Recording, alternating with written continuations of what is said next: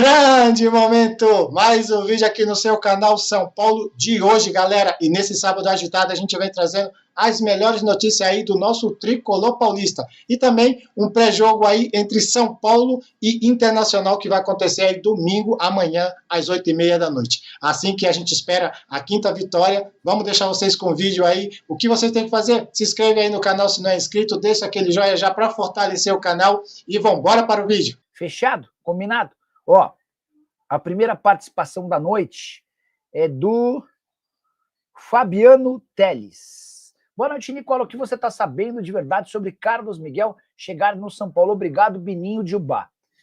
Fabiano, Bininho, não existe essa possibilidade. Vamos começar falando sobre o Carlos Miguel.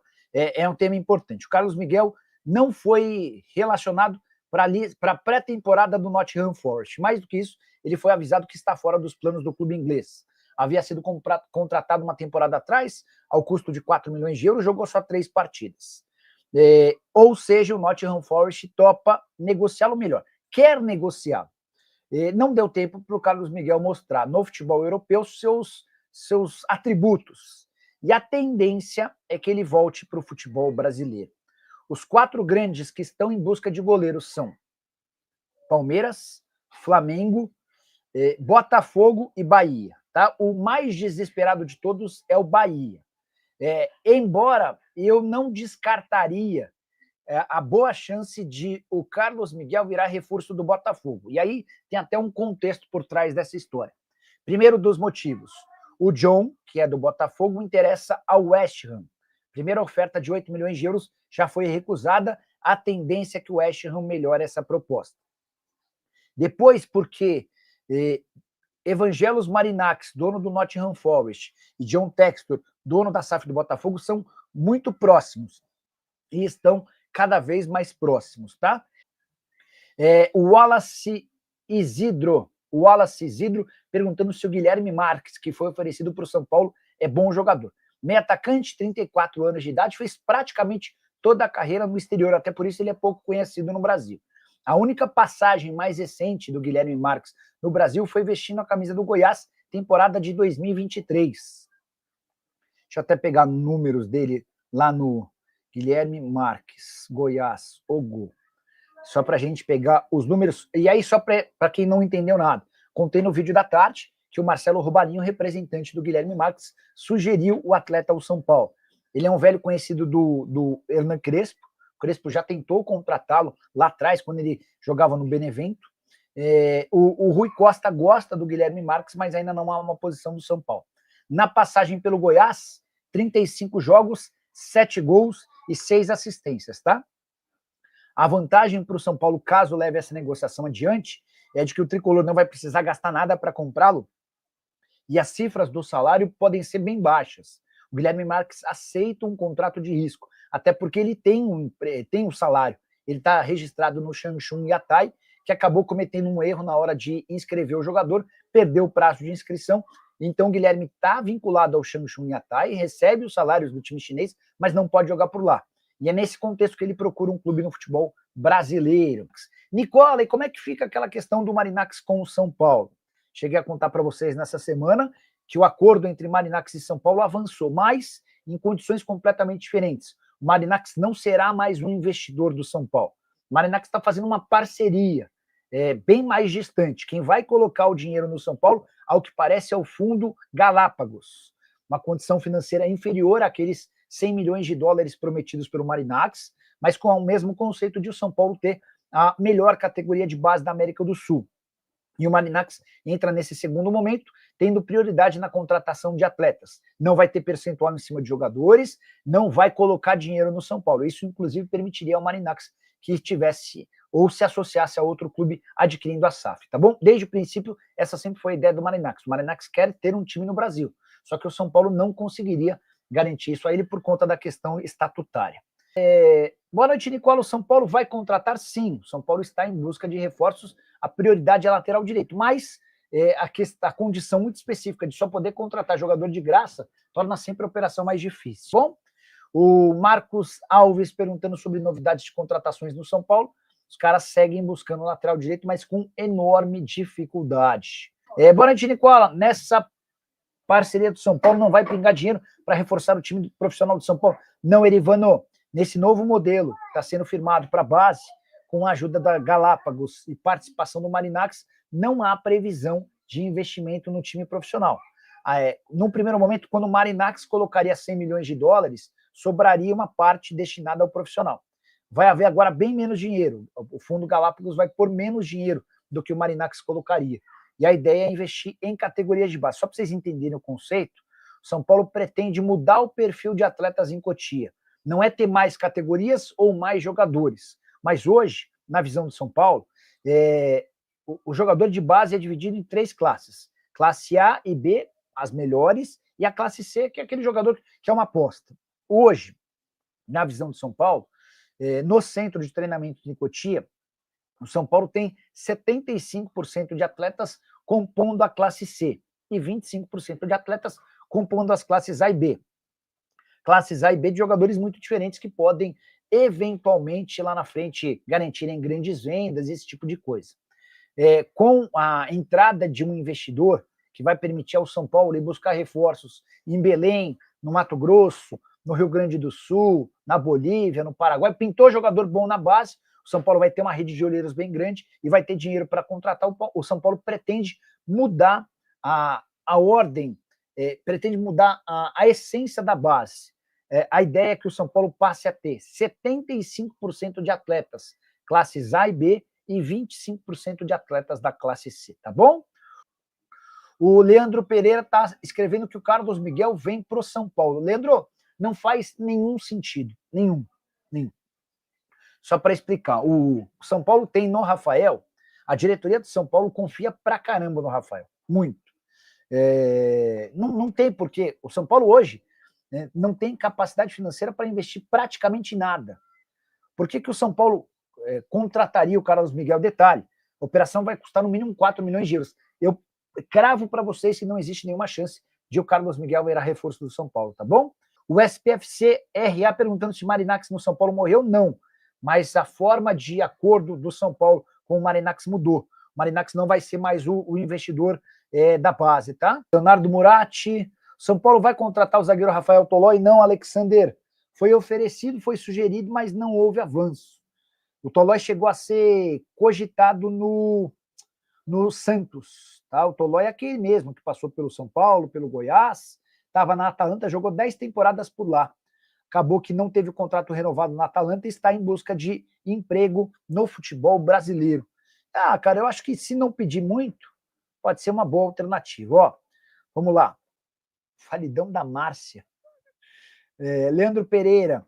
Boa noite, estão falando muito do São Paulo atrás do Carlos Miguel para brigar com o Rafael. Pergunta ao Casares. Leandro, não tem a mínima possibilidade disso ser verdade. A mínima. O Carlos Miguel vai custar no mínimo 4 milhões de euros. O São Paulo não tem dinheiro para contratar. E não vai contratar um goleiro. Não tem. É gastar cartucho à toa. É chamar o Casares para perguntar algo que não tem cabimento, tá bom? Esse Sabino é ruim demais. Jogador de Série C. Eu acho que o São Paulo hoje tem alguns jogadores abaixo do que o Sabino. Por exemplo, o Jandrei não é goleiro para o São Paulo. Eu acho que há muita dificuldade também do Cédric.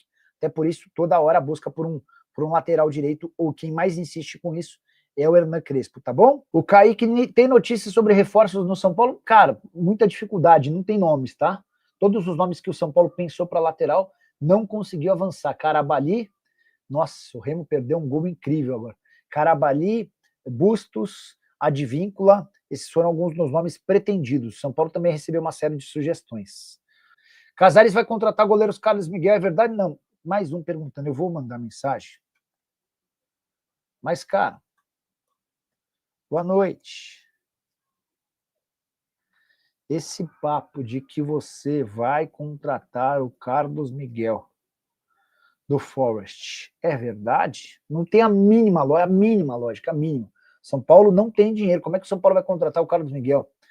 Ó, o Lucas Rocha. Boa noite, Nicola. Se o Marinax não vai investir na base, no que ele vai investir? Pois é, Lucas, ele vai entrar como alguém que vai emprestar pessoas dos times dele para buscarem jogadores para a base do São Paulo. Então, o São Paulo vai contar com a ajuda do scout do Forest para contratar jogadores para a base.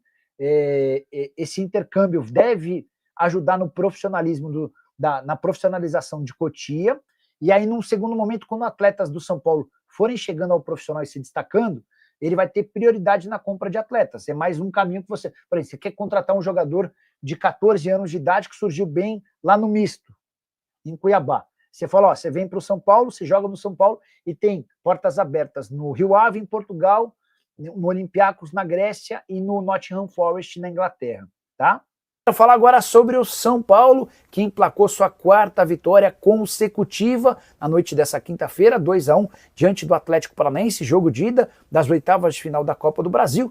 É bem verdade que a vitória poderia ter sido melhor. São Paulo abre o placar com um golaço do Pablo Maia, faz 2-0 com o Ferreira. No finalzinho da partida, o Viveiros diminui para o Atlético Paranaense. Jogo de volta marcado para a próxima quinta-feira e o São Paulo vai precisar pelo menos de um empate. Queria me referir às 4 vitórias do São Paulo de forma consecutiva. O Tricolor havia vencido o Corinthians por 2-0, o Juventude por 1-0 e o Fluminense por 3-1. Importante registrar que o São Paulo não emplacava 4 vitórias seguidas há mais de um ano. Essa última sequência aconteceu entre 27 de junho e 6 de julho, contra Criciúma, Bahia, Atlético Paranaense e Red Bull Bragantino. Os próximos jogos do Tricolor contra Internacional e Atlético Paranaense fora e Vitória dentro de casa. Para arrematar sobre o Tricolor, queria destacar o crescimento do Rodriguinho, meio atacante da base que havia sido revelado lá atrás pelo Crespo. O Zubeldia não tinha muitas oportunidades, com a volta do Crespo ele vem ganhando espaço e foi o autor de uma grande jogada para o gol do Ferreira. Para completar, falar sobre Lucas Ferreira, o jogador mais valioso do elenco do São Paulo, completou seu 5º jogo por opção de Hernan Crespo, sem nem sair do banco de reserva. Ele foi relacionado para os últimos 5 jogos e ficou no banco nenhum minuto utilizado por opção do técnico argentino, mudança radical em relação ao aproveitamento que ele tinha com o Zubeldia. Hora de falar sobre São Paulo e Evangelos Marinakis.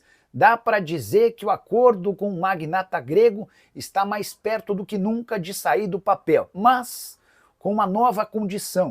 O Tricolor deve fechar nos próximos dias um acordo tripartite que envolve o São Paulo, Evangelos Marinakis e um fundo investidor cujo nome ainda não foi revelado.